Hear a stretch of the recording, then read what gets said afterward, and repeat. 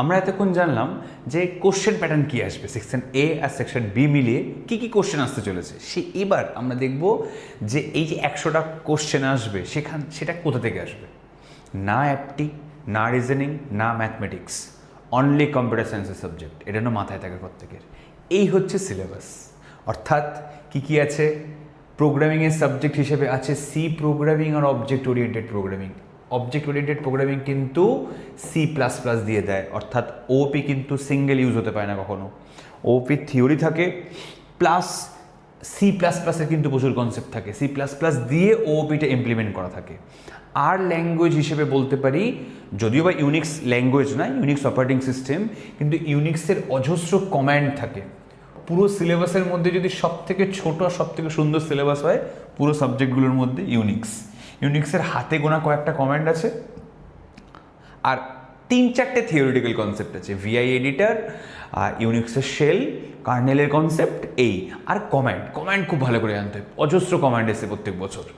C প্রোগ্রামিংয়ের কিন্তু syllabus যথেষ্ট বড় মানে হচ্ছে, আমি যদি সি প্রোগ্রামিং বলতে চাই, বেসিক থেকে অ্যাডভান্স সব আছে। Command line argument, file, pointer, structure, dynamic memory allocation, কি নেই সিতে। তুমি যা যা জানো, সিতে যা যা পড়েছো ফার্স্ট ইয়ার বা সেকেন্ড ইয়ারে, প্রত্যেকটা টপিক সি এর আছে। সি প্লাস প্লাস সব থেকে বড় সিলেবাস, অর্থাৎ সি আর সি প্লাস প্লাস শেষ করতেই, আমরা যারা রেগুলার বেসিসে পড়াই, সি আর সি প্লাস প্লাস শেষ করতেই আমাদের অর্ধেক সময় চলে যায়। এটা সব থেকে বড় সিলেবাস। এই দুটো সব থেকে বেশি দিন সময় লাগে, ওই জন্য একদম প্রথম থেকে স্টার্ট করবে এই দুটো পড়া। আচ্ছা, এবার আসি কিছু থিওরিটিক্যাল পার্সপেক্টিভে। ডেটা স্ট্রাকচার থেকে সুন্দর কোশ্চেন আসে, সিম্পল, কোনো টাফ কোশ্চেন আসে না, কারণ সেমিস্টার এক্সাম নয়। ডেটা স্ট্রাকচারে সেমিস্টার এক্সামে কোশ্চেন কিন্তু টাফ এই কারণে হয়, কারণ সেটা সি বা জাভা বা পাইথন দিয়ে ইমপ্লিমেন্ট করতে হয়। এখানে কোনো ইমপ্লিমেন্টেশন নেই, এখানে তুমি যতটা জানো সব আছে। ডিএস এর মধ্যে থেকে array, link list, stack, queue, searching, sorting, graph, tree, এগুলো আছে, কিন্তু থিওরিটিক্যাল বেস। কোনো একদম কনসেপ্ট তো অবশ্যই লাগবে, কিন্তু কোনো প্র্যাকটিক্যাল বা কোনো প্রোগ্রামিং দিয়ে ইমপ্লিমেন্টেশন ডিএসিতে দেয় না। Next, introduction to computer. এইটা কিন্তু খুব স্মার্ট একটা সিলেবাস। কেন?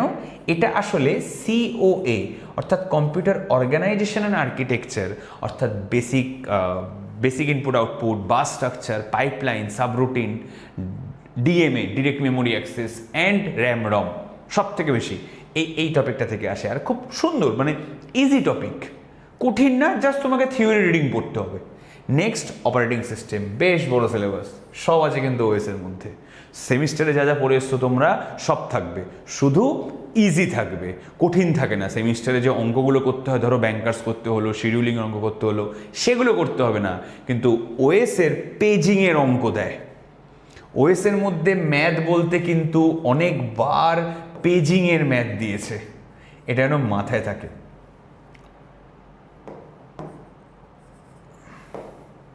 ঠিক আছে, পেজিংয়ের অঙ্ক দেবে। আর কম্পিউটার নেটওয়ার্ক সব আছে। শুধু কম্পিউটার নেটওয়ার্কের মধ্যে কম্পিউটার নেটওয়ার্ক না, সাইবার সিকিউরিটিও আছে। যদিও ওটা নেটওয়ার্ক সিকিউরিটির মধ্যে পড়ে, সাইবার সিকিউরিটি না, কিন্তু কম্পিউটার নেটওয়ার্কের মধ্যে থেকে অনেকবার সাইবার সিকিউরিটি কোশ্চেন এসছে। যখন আমরা সিলেবাস ডিসকাস করব, কোশ্চেন ডিসকাস করব, টপিক দেখব কম্পিউটার নেটওয়ার্কের, বুঝতে পারবো। আর তার সাথে most important, database management system, অর্থাৎ ডিবিএমএস। আমাদের প্রত্যেকেরই পছন্দের প্রায় ডিবিএমএস। তো দেখা গেল এখানে প্র্যাকটিক্যাল বেস যদি বলো তাহলে কিন্তু এই 3টে, থিওরি বেস হচ্ছে এই 5টা। লাস্টের দুটো একটু স্পেশাল, লাস্টের দুটো না, যদিও বা সফটওয়্যার ইঞ্জিনিয়ারিং ও থিওরির মধ্যে পড়ে, সব আছে। সফটওয়্যার ইঞ্জিনিয়ারিংয়ের মধ্যে সব আছে। সব মানে তোমার মডেল আছে, তারপর তোমার রিস্ক অ্যানালিসিস আছে, টেস্টিং আছে। সফটওয়্যার ইঞ্জিনিয়ারিং থেকে কিন্তু সব দেয়।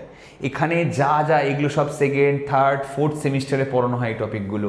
ফার্স্ট সেমিস্টারে সি পড়ানো হয়, সেকেন্ড থার্ড সেমিস্টারে ওপি পড়ানো হয়। ফলে ল্যাঙ্গুয়েজের পেপার বলতে দুটো, একটা কমান্ড অর্থাৎ ওএসের পেপার, আর অপারেটিং সিস্টেম না, এটা ধরতে পারো তুমি ল্যাঙ্গুয়েজের মধ্যেই ধরতে পারো, অর্থাৎ ল্যাঙ্গুয়েজ বেস পেপার হচ্ছে কিন্তু এই 3টে। 1, 2, 3, 4, 5, 6, 6খানা কিন্তু থিওরির পেপার।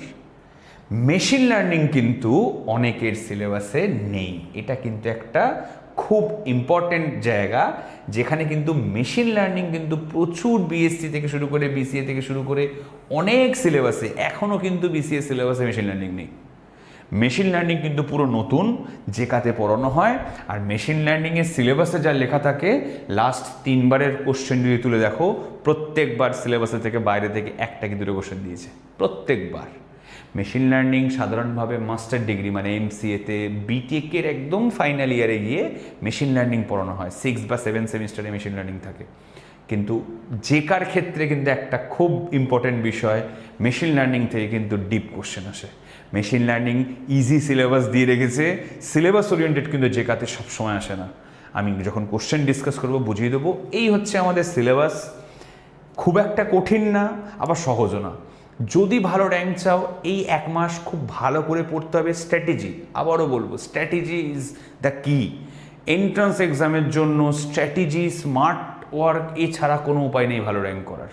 সে তুমি যত ভালো স্টুডেন্ট হও না কেন, তুমি যদি স্মার্টলি ডিল করতে না পারো এন্ট্রান্সে কখনো র্যাঙ্ক করতে পারবে না।